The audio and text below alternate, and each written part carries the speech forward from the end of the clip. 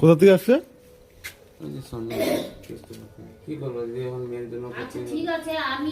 কালকে তুই আমার বাড়িতে গেলি, কোথায় বললি কালকে বাড়ি তোর? কালকে সন্ন্যাসী বললি?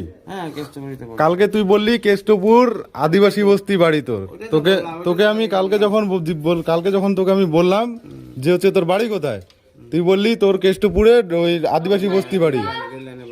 তারপরে কালকে বাগডোগরা, প্রথমে বললো বাগডোগরা, হ্যাঁ হ্যাব্রন স্কুল কোথায়, আর কেষ্টপুর আদিবাসী বস্তি কোথায়? আরে দাদা কেউ চিনে না। কালকে তোকে আমি হচ্ছে বললাম যে হচ্ছে কি বলে, ঠিক আছে ভালো কথা, ওভাবে তোকে কেউ টাকা দিবে না, কেউ ডাক্তারের কাগজ নিয়ে আসবি, তোর কথা লোকে বিশ্বাসও করবে, ঠিক আছে? তোকে এই কথা কালকে বললাম আমি, বলার পরে তারপরে হচ্ছে বললাম বিশ্বাস করবে না, তাও নে 10 টাকা তুই রাখ।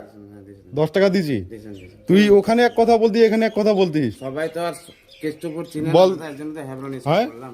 তোর বাড়ি কোন জায়গায়? কেষ্টপুরে কোন জায়গায়? চৌপুকুরিয়া, রেল লাইনের বস্তিটা আছে না, চুয়াপুকুরিয়া বাড়ি তো তোর? চুয়াপুকুরিয়া বাড়ি। দাদা আমি এখনই ফোন করবো, ওখানে আমার ওখানে আমার জেঠু বাড়িতে চুয়াপুকুরিয়া। আরে কথাটা শুনবেন তো, আমার ওইখানে আদিবাসী বস্তিটা আছে না, আপনাকে যে বললাম কালকে, ওখানে শ্বশুর বাড়ি আমার। আপনাকে সবই বলছি, আমার বাড়ি হলো রথখোলা। এখন শ্বশুর বাড়িতে থাকি আমি।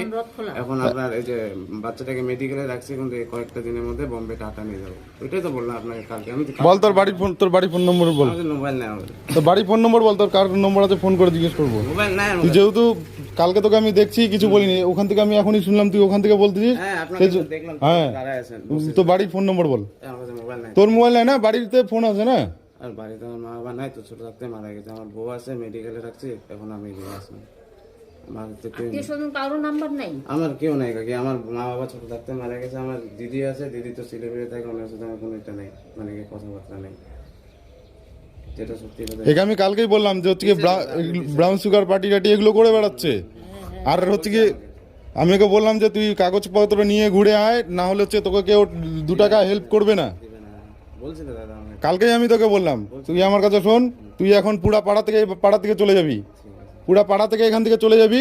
তোকে যেন পাড়াতে না দেখি, যদি পাড়াতে ঢুকিস মেডিকেলের কাগজপত্র নিয়ে তারপরে ঢুকবি। তুই পাড়া থেকে চলে যা, একদম পাড়া থেকে চলে যা, এই পুরা পাড়াতে যেন না দেখি তোকে।